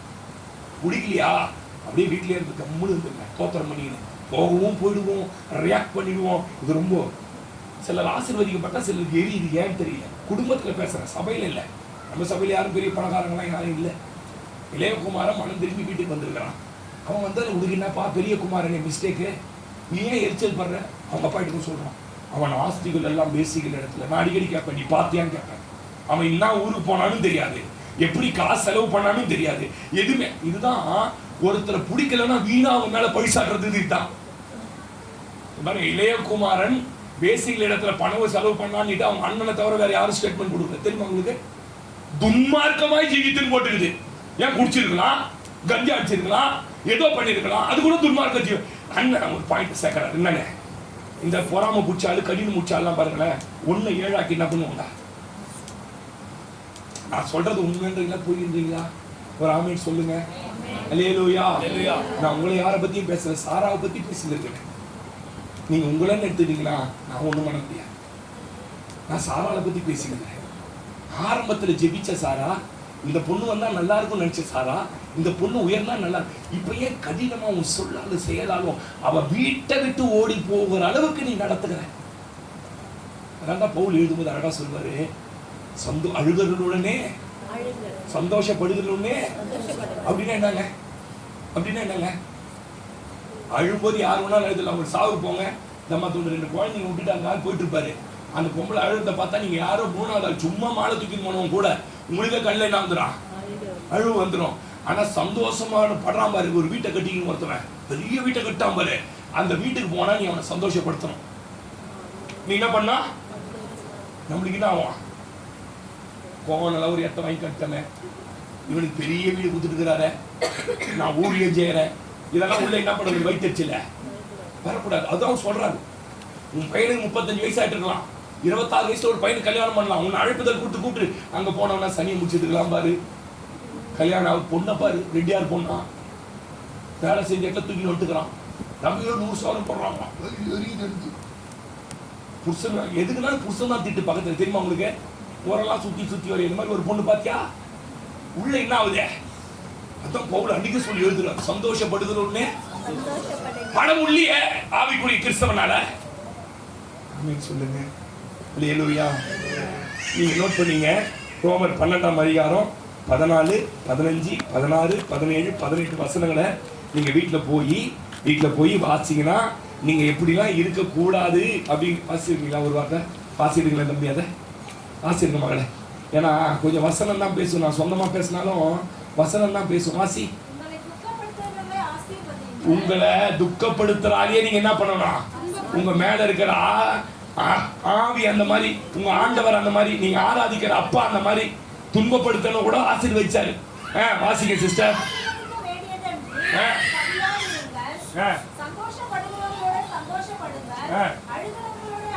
அழுங்கள், ஒருவரோட ஒருவர் ஏக சிந்தை உள்ளவர்களா இருங்கள், மேட்டிமையானவர்களை சிந்தியாமல் தாழ்மையானவர்களுக்கு இணங்குங்கள். உங்களையே புத்திமான்கள், நான் செஞ்சதான் கரெக்ட், நான் நடந்துதான் கரெக்ட், இதெல்லாம் புத்திமான்கள் செய்ய என்னாதிருங்கள். ஒருவனுக்கும் தீமைக்கு தீமை செய்யாதிருங்கள். எல்லா மனுஷருக்கு முன்பாகவும் எப்படி சிஸ்டர் நாங்க எப்படி கற்பனை பண்ணுவோம்? எப்படி கற்பனை பண்ணுதுமா? உங்களுக்கு பிடிக்காத கல்யாணம், உங்களுக்கு பிடிக்காத கிரகப்பிரவேசம், உங்களுக்கு பிடிக்காத ஒரு நிகழ்ச்சி, சரியா? இந்த நிகழ்ச்சி இப்ப நீங்க போய் அவனை கம்பல்சரி தலையெழுத்து நீங்க நாத்தனாரு கோத்தனாரு இல்ல வேற என்ன ஆனாரு, என்னமோ ஆனாரு, போனோம். என்ன தெரியுமா சொல்றாரு பவுலு? அழகா ட்ரெஸ் உடுத்தி சும்மா கலரா பவுடர் போட்டுன்னு உள்ள நுழையும் போதே பன்னீர் அடிக்கிறோடே பார்த்து எப்படி சிரிக்கலாம்.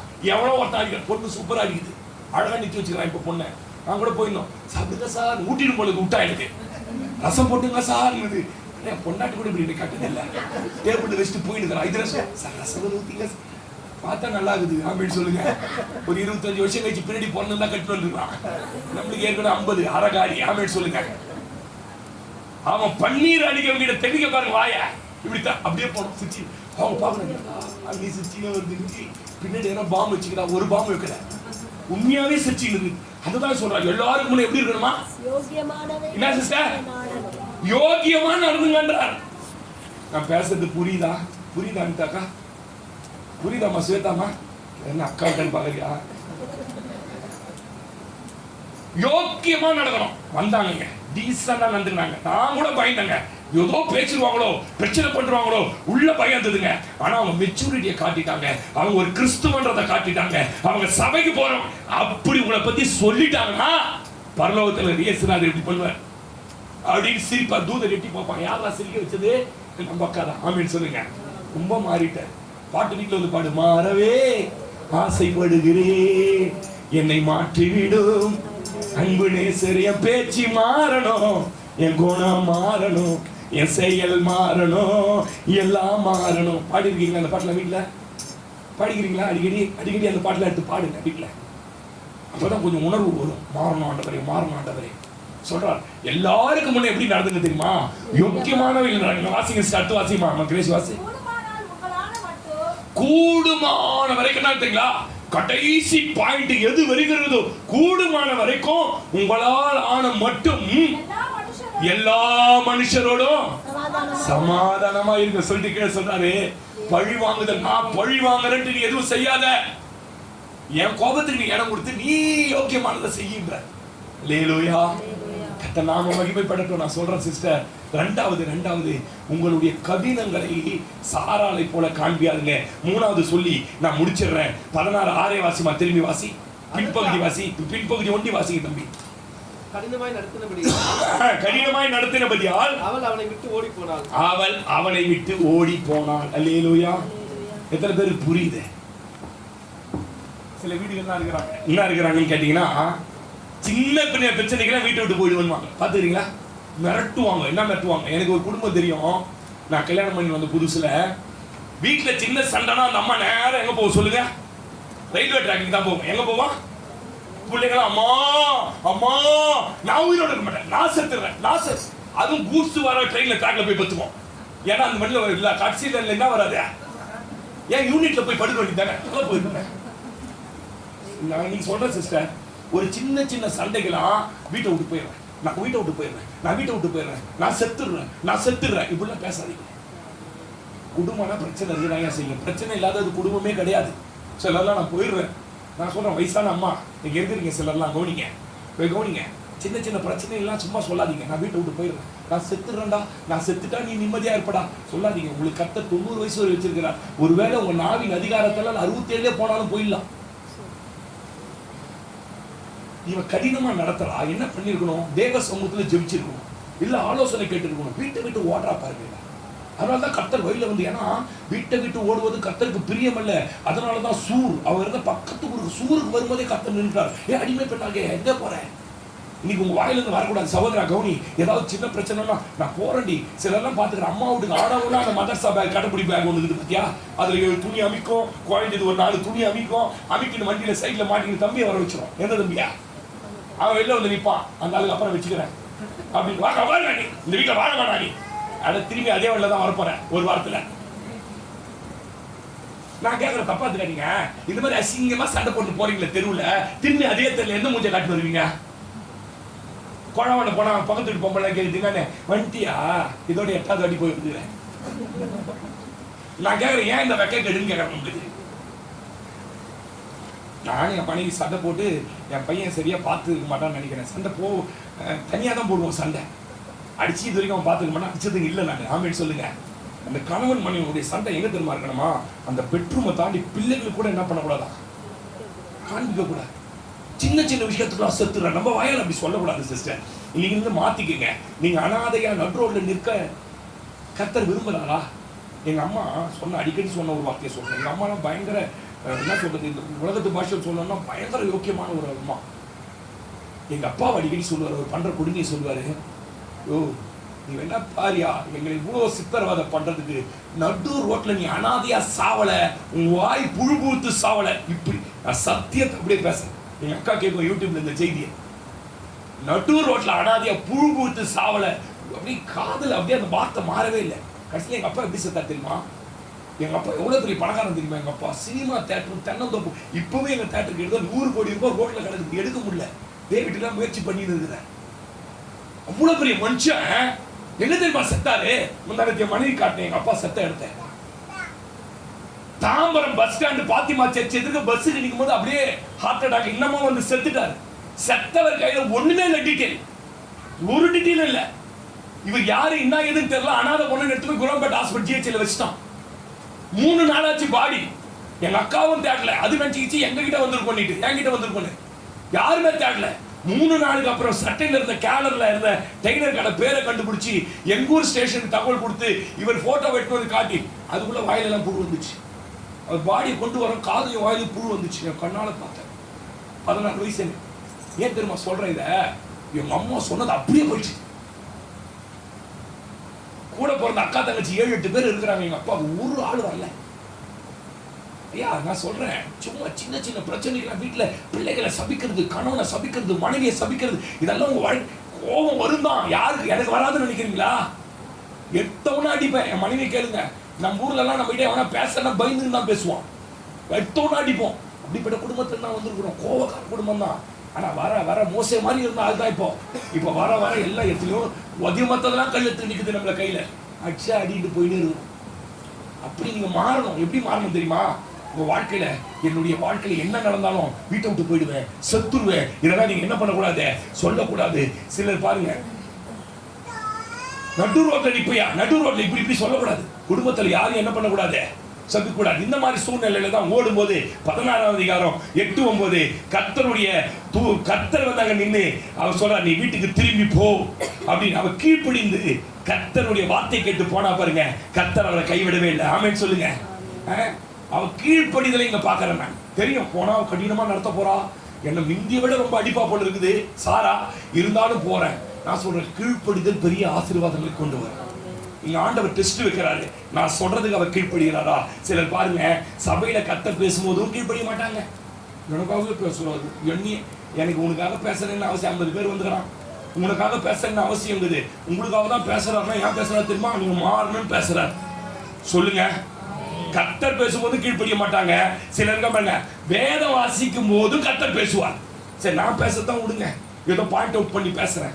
நீங்க பைபிள் படிக்கிறீங்கல்ல, ஆமென் சொல்லுங்க. பைபிள் படிக்கும்போது கர்த்தர் உங்கள்கிட்ட பேசுறாரா? இதுனா ராணி காமிக்ஸா, இல்ல தேவி பாலா எழுதுற புக்கா, இல்ல பட்டுக்கோட்டை பிரபாகர் எழுதுற புக்கா பச்சி தூக்கி போடுறதுங்க? பேசும்போது அழுவும்.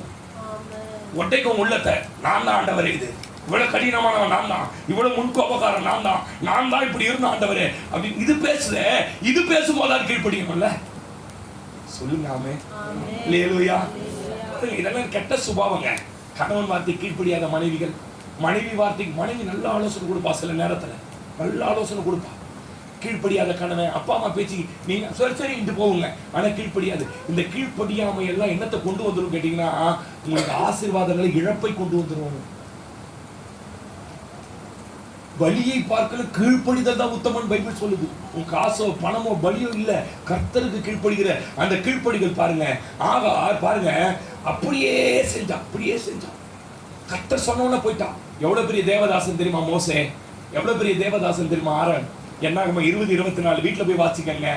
உங்களுடைய கீழ்ப்படியாமையினால் பாலும் தேனும் ஓடுகிற தேசத்திற்கு உங்களை என்னால் கொண்டு போக முடியல, வனாந்தரத்துல சாவீர்கள்னு சொல்லிட்டாரு அவங்க 2 பேரும். அப்ப நான் சொல்றது, கீழ்ப்படியாமை தேவன் கொடுக்கிற ஆசீர்வாதங்களை இழக்க செய்கிறது. இதை யாருமே உணர்வதே இல்லை.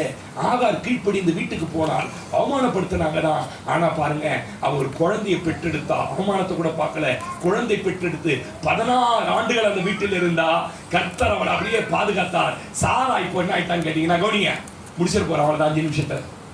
இப்ப சாராள் மேலேயும் கர்த்தர் கொஞ்சம் இறக்கப்பட்டு 16 வருஷம் முன்ன நடந்தது அப்படின்னு ஹிஸ்டரி இல்ல. 16 வருஷத்துல இவள் எப்படி நடத்தினான்னு தெரியல.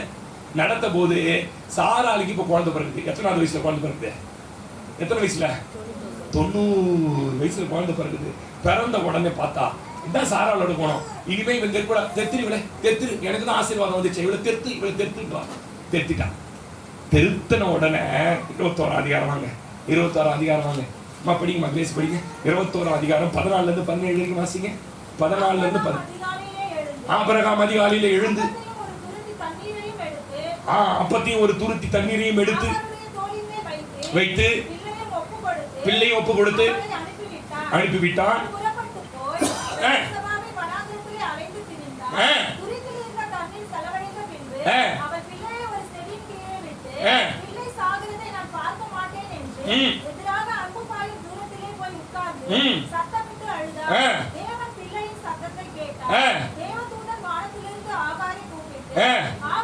அடிமை பெண்ணாகி ஆகாரே அப்படி கூப்பிட்டாரா? முதல்ல என்ன கூப்பிட்டாரு? 16 அதிகாரத்துல. இப்ப ஏன் அடிமை பெண்ணேன்னு கூப்பிடல? பாயிண்ட் அவுட் பண்ணுங்க. ஆகாரே, உனக்கு என்ன சம்பவித்தது? முதல்ல சொல்றாரு அவளை பார்த்து, பயப்படாத. எப்படி? ஏன் தெரியுமா இவ்வளவு ஆசீர்வாதம் இவளுக்கு பண்ணா? நான் ஆசீர்வாதத்தை சொல்ல போறேன். முதல்ல சொல்றாரு பயப்படாதே. ரெண்டாவது அப்படின்னா என்ன? பிள்ளை இருக்கிற இடத்துல தேவன் கூட இருக்கிறார். சத்தத்தை கேட்டு ஆமென் சொல்லுங்க. உன் பிள்ளையோட கர்த்தர் இருக்கிறார். அப்படி எத்தனை பேர் நம்புறீங்க? ஏன் தெரியுமா? நீ ரொம்ப நல்லவர். நீ யாரையும் எதிர்த்தது இல்ல. நீ யார் எவ்வளவு அடிமைப்படுத்தினாலும் அடிமை மாதிரி இருப்ப. நீ ஒரு வார்த்தை கூட எதிர்த்து நிற்காத ஒரு ஆளு. நான் சொன்னதுக்காக பல அவமானத்தை சகிச்ச ஆளு. நீ எவ்வளவு கீழ்ப்படிஞ்சேன்னு எனக்கு தெரியும். அதனால முதல்ல நீ பயப்படாத. உன் பிள்ளையோட கர்த்தர் இருக்கிறார். நான் இன்னைக்கு தீர்க்க தரிசனமா பேசுறேன். யாரெல்லாம் கர்த்தருடைய வார்த்தைக்கு கீழ்ப்படிந்து பல அவமானங்களை பல காரியங்களை சகித்துக் கொண்டீர்களோ, உங்களோடும் உங்கள் குடும்பத்தோடும் உங்கள் பிள்ளைகளோட கர்த்தர் இருக்கிறார். ஆமென் சொல்லுங்க. அல்லேலூயா, அல்லேலூயா சொல்லி சொல்றாரு. வாசிமா. நீ எழுந்து பிள்ளையை எடுத்து அவன் கையில பிடித்து கொண்டு போ. என்ன பிரதர் ஆக்குறாங்க? நீ நினைச்சிட்டு இருந்த ஆபிரகாமுடைய சந்ததியில வந்த ஆசீர்வாதம் இல்ல. உன்னை தனி நாடு, தனி பேரு, உனக்கு தனி ஜாதியை கொடுத்து உன்னை ஒரு தனி ஆளா மாத்துவேன். அல்லேலூயா சொல்லுங்க. அல்லேலூயா. அதெல்லாம் என்ன சொல்ல வராரு? முதல்ல நீ இன்னொருவருக்கு அடிமை என்பதற்கு நான் உங்களுக்கு சொன்னதுக்கு காரணம் என்னன்னா, உண்மையான நிலை அது. இன்னைக்கு என் வார்த்தைக்கு கீழ்ப்படிந்து நான் சொல்லி அதை விசுவாசித்து வாழ்ந்தா இல்ல, இனிமே நீ ஒரு தனி ஜாதி, ஒரு தனி இனம், உன்னை தனி தாய் என்று எண்ணப்படுவான். ஆமென். அல்லேலூயா சொல்றார். பிள்ளையின் சத்தத்தை கேட்டா, தேவன் பிள்ளையின் சத்தத்தை, நீ எழுந்து பிள்ளை எடுத்துக்கொண்டு அவன் கையினால் பிடித்துக் கொண்டு போ, அவனை பெரிய ஜாதி ஆக்குவேன் என்று சொன்னார். அல்லேலூயா. அப்ப கவனிங்க. இப்போ என்ன நடக்குதுன்னா, அவ எழுந்து அந்த பிள்ளைக்காக அழுகுறா. அழுத போது 19 வசனம் வாசிமா. தேவன் அவளை ஆவிக்குரியவளாய் மாற்றி விட்டார். என்ன மாத்திட்டா? ஆவிக்குரியவனுக்கு 2 கண்ணு இருக்குது. எத்தனை கண்ணு இருக்குது? ஒண்ணு இந்த உலகத்தை பாக்குற கண்ணு. என்ன ரொம்ப எனர்ஜி குட்டி எடுத்துட்டு அவன் பொண்ணை இடிக்க காலையே ஆர்டிசி ஊட்டிய தாண்டியா? கர்த்தர் நல்லவர். ஆமென் சொல்லுங்க. முதல்ல அவ மனக்கண்ணு, இந்த 2 கண்ணை பார்த்தா இப்போ மனக்கண்ணை திறக்கிறான். திறந்த உடனே வாசிக்க ரொம்ப ஆழமான ஒரு சப்ஜெக்ட் இருக்கு. அதுதான் சொன்னேன்.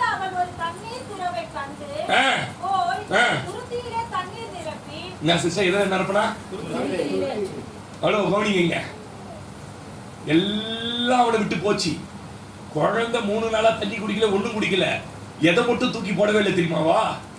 துருத்தியை மட்டும் தூக்கி போடல. ஆமென் சொல்லுங்க. பொதுவாகவே இந்த துருத்தி எதுல செய்வாங்கன்னு உங்களுக்கு தெரியுமான்னு தெரியல. இந்த தார்பாய் மாதிரி இருக்கும்ல, தடியான ஒரு துணியில தான் தைப்பாங்க. அதுக்கு ஒரு மூடி போட்டிருப்பாங்க. இவ்வளவு நீட்டு இருக்கும். 15 லிட்டர் 10 இருந்து 15 லிட்டர் தண்ணி குடிக்கும் அந்த துருத்தி. அது நாட்களாக என்ன ஆகும்னு கேட்டீங்கன்னா கிழிஞ்சு போயிடும். துருத்தி கிழிஞ்சிடும். ஆனா இப்ப பாருங்க, ஆபிரகாம் கொடுத்த அந்த துருத்திய கரெக்ட் பத்திரமா வச்சிருக்க. இதுல என்ன பாஸ்டர் ஆவிக்குரிய சத்தியம் இருக்குதுன்னா, ஆண்டவர் உங்களுக்கு கொடுத்த ரட்சிப்பை பாதுகாக்கணும், ஆண்டவர் கொடுத்த அபிஷேகத்தை பாதுகாக்கணும், ஆண்டவர் கொடுத்த அழைப்பை பாதுகாக்கணும். தூக்கி போடக்கூடாது. இவளுக்கு தெரியாது கர்த்தர் தனக்காக ஒரு தண்ணியை கேட்க போறேன், எனக்கு நீர் ஊற்ற காண்பிக்க போறாரு. நான் நினைக்கிறேன் நீர் ஊற்றல போய் மொண்டு கணும் போது வனாந்தரத்துல இவளுக்கு எங்க இருந்து துருத்தி கிடைச்சிருக்கும்? இல்ல ஒரு பாத்திரம் கிடைச்சிருக்கும். அப்ப நான் சொல்றேன் சிஸ்டர், உங்க கர்த்தர் கொடுத்த குடும்பத்தை தூக்கி போட்டுறாத, உன் கணவனை தூக்கி போடாத, மனைவியை தூக்கி போட்டுறாத, உன் பிள்ளையை தூக்கி போடாத, கர்த்தர் உனக்கு கொடுத்த வேலையை தூக்கி போட்டுறாத, கொடுக்கப்பட்ட ரட்சிப்பு கிருபை தாளந்து வர அபிஷேகம் தூக்கி போடாத. ஏன்? அது இருந்தாதான் தேவன் உன்னை ஆசீர்வதிக்க முடியும். அல்லேலூயா. உன் குடும்பம் இருந்தாதான் கர்த்தர் உன்னை ஆசீர்வதிக்க முடியும். உனக்கு கொடுத்திருக்கிற அந்த அபிஷேகம் தான் உன்னை ஆசீர்வதிக்க முடியும். அவர் கேட்டது என்ன தெரியுமா? குடிக்க கொஞ்சம் தண்ணி. அவர் கொடுத்தது என்ன தெரியுமா? பெரிய நீர் ஊற்று. அல்லேலூயா. சரி கொஞ்சம் ஜெபம் பண்ணிட்டு இருக்கிற, எனக்கு இது இருந்தா போதும் பாஸ்டர், ஒரு சின்ன 2 பெட்ரூம் வச்ச வீடு. நான் சொல்றேன், கர்த்தர் உன்னை ஆகாராய் பார்ப்பார். ஆனால் நீ கேட்டது கொஞ்சம், அவர் உனக்கு கொடுக்க போறது பெரிய நீர் ஊற்று. ஆமென் சொல்லுங்க. அல்லேலூயா. துருத்தியில தண்ணி நிரப்பி அதுல கர்த்தர் நிரப்பினா ஜீவன் இருக்குயா. எத்தனை பேர் நம்புறீங்க? அல்லேலூயா. இவளோட சரித்திரம் தெரியுமான்னு தெரியாது உங்களுக்கு. இதுக்கு பிறகு ஆகாரை பத்தி நீங்க எங்கேயும் வாசிக்க முடியாது. இவங்க பிள்ளைகள் தான் தேசத்தையே கையேந்த வச்சாங்க. தேசத்தையே. ஆகாரோட பிள்ளைங்க இல்லைன்னா எந்த உலகமும் இயங்காது. எத்தனை பேருக்கு தெரியும்? ஆகாரோட பிள்ளைங்க கிட்ட தான் இங்க பெட்ரோல் டீசல் நம்ம என்ன பண்ணிட்டு இருக்கிறோம்? கையேந்தி வாங்குகிறோம். எவ்வளவு பெரிய ஆசீர்வாதமா பார்த்துட்டார் கர்த்தர். எப்படி பாஸ்டர் இதெல்லாம் நடந்தது? ஆகார் நல்ல கேரக்டர். ஆமே. இனிமே யாரும் ஆகாரை பத்தி கெட்டதா என்ன பண்ணாதீங்க. சண்டே ஸ்கூல்லாம் எடுக்காதீங்க. நான் சண்டே ஸ்கூல்ல கேட்டதுதான், ஆகார் வந்து ஆசீர்வதிக்கப்பட்ட பிறகு வாழ்க்கை கொடுத்தவள அற்பமா என்னவே இல்லை. கெட்டவை யார் தான்? என்ன பாஸ்டர் இப்படி பேசிட்டீங்களே பாஸ்டர்? யூடியூப்ல பல பேர் கேட்கட்டும் தான் பேசியிருக்காங்க. நீங்க எங்கேயாவது ஒரு இடத்துல நீங்க சாரா நல்ல கேரக்டர் காட்டுங்க. சரி, அவன் வந்து கூட்டு போறான்ல, யாரு? ராஜா வந்து கூட்டு போறான்ல. கூட்டு போகும்போது அந்த ராஜா கிட்ட நெய்க்கியா சொல்லிருக்கேன், யோ நான் வந்து இன்னொருத்தன் பொண்டாட்டி சொன்னாலா? சொல்லவே இல்லை. அந்த வாழ்க்கை கிடைச்சா செட்டில் ஆயிடலாம் நினைக்கிட்டு போகுது. எப்படி? அதனால இன்னைக்கு ஒரு தீர்மானம் எடுங்க. இந்த ஆகாரோட வாழ்க்கை இன்னைக்கு ஒரு வேலை உங்களை ரொம்ப காயப்படுத்திருக்கோம், கடினமா பேசியிருக்கோம். ஆகாருடைய வாழ்க்கை நம்மளை மாத்திக்கங்க. நீங்க சாராளா இருந்துடாதீங்க, ஆகாரா இருங்க. அல்லேலூயா. எத்தனை பேர் நம்புறீங்க? இன்னும் கொஞ்சம் ஆழம் இருக்கு. நான் இந்த வாட்டி எடுக்கிறேன், எல்லாம் கண்களை இருக்குவேன். நீங்க நிறைய பேர் ஒரு மாதிரி பேன் ஆயிடுச்சு மூஞ்சி, ஏன்னு தெரியல. நான் பார்க்குற சில கண்கள்ல அப்படியே ஒரு மாதிரி பயங்கர மகிழ்ச்சியா இருக்கிறீங்க. ஏன் ஆண்டவரே, எனக்கு வந்து இப்படிலாம் நீங்க பேசியிருக்கிறீங்க. நான் ரொம்ப கெட்ட குணமா இருக்கிறேன்னா, சாரா போல வெளியில வேஷம் போடுறேன்னா, இல்ல ஆகாரம் போல கீழ்படிஞ்சு போறோம். ஷகதனம் கருடனதலவா. சகோதரி, உனக்குள்ள நிறைய நல்ல குணம் இருக்கு. நீ நல்ல கேரக்டர். பட் யாரையோ பார்த்து நீ எதுக்காக உன்னுடைய நல்ல அந்த குணாதிசயத்தை மாத்திட்டு உன் சொல்லாலும் செயலாலும் சிலரை கடினமா பண்ணிடுற. அதனால உன்னுடைய அந்த பரிமள தைலத்துல சில சத்த ஈக்கள் விழுந்து அது உன் வாசனை முழுவதையும் நாரி போகப்படுது. சகோதரா, இன்னும் எத்தனை நாளைக்கு இந்த கோபத்தை உனக்குள்ள வச்சுக்கிட்டு உன் குணம் மாறாம நீ இந்த ஆலயத்துக்கு வரப்போற, தேவனை நம்ப போற. உன்னோட ஆண்டவர் என்று பேசி இருக்கிறார். ஆகாரின் அழுகுரலை கேட்ட அதே தேவன் நீ எந்த சூழ்நிலை வழியா கடந்து போறன்னு அவருக்கு தெரியும். நிச்சயமா இந்த ஆண்டில் நான் உனக்கு செய்ய வேண்டிய நன்மைகளை செய்வேன். நீ என் கரத்தில் அலங்காரமான கிரீடமாக இருப்பார். எங்கள் அன்பின் ஆண்டவரே, இந்த பிள்ளைகளை கர்த்தர் இன்றைக்கு ஆசீர்வதிக்கும். நாங்க ஒருவேளை எங்க மாம்சத்தில சாராள போல வெளிப்புறமாய் ஆவிக்குரியவர்களை காட்டிக் கொள்கிறோம், உட்புறத்திலோ இல்ல. ஆண்டவரே, இன்னைக்கு எங்களை மாத்துங்க, இன்னைக்கு எங்களை மாத்துங்க. நான் ஆகாரை போல உன் வார்த்தைக்கு கீழ்ப்படிந்து ஆசீர்வாதங்களை பெற்றுக்கொள்ள உதவி செய். உங்க நாம மாத்திரம் மகிமைப்படும். உன் கரத்தல்களை தாழ்த்தி அர்ப்பணிக்கிறோம். பெரிய காரியங்களை செய். இயேசு கிறிஸ்துவின் நாமத்தில் ஜெபிக்கிறோம் எங்கள் ஜீவன் உள்ள நல்ல பிதாவே. ஆமென். எல்லாம் என் ஆத்துமாவே கர்த்தரை ஸ்தோத்திரி. கர்த்தர் செய்த சகல உபகாரங்களையும் மறவாதே. ஆமென். அவர் உன் அற்புதமாக்கி உன் பிராணனை அழிவுக்கு விலக்கி உன்னை கிருபையினால் இரக்கங்களால் முடிசு நன்மை நான் வாயை திருப்தி ஆக்குகிறார். கழுகுக்கு சமானமாய் உன் வயது திரும்பவும் வாழ வயது போல் ஆகிறது. ஆமென். ஆமென். தலைகளை கிறிஸ்துவின் கிருபை, பிதாவாகிய தேவனுடைய அன்பு, பரிசுத்த ஆவியானவருடைய அந்யோன்யம் என்றும் என்றும் சதா காலங்களிலும் உங்கள் அனைவரோடும் தங்கியிருப்பதாக. ஆமென். ஆமென். தலைகளை தாழ்த்தி கர்த்தர் உன்னை ஆசீர்வதித்து உன்னை காக்க கடவர். கர்த்தர் தம்முடைய முகத்தை உன்னை பிரகாசிக்க பண்ணி உன்னை கிருபையாய் இருக்க கடவர். கர்த்தர் தம்முடைய முகத்தை உன்னை பிரசன்னமாக்கி உனக்கு சமாதானம் கட்டளையிட கடவர்.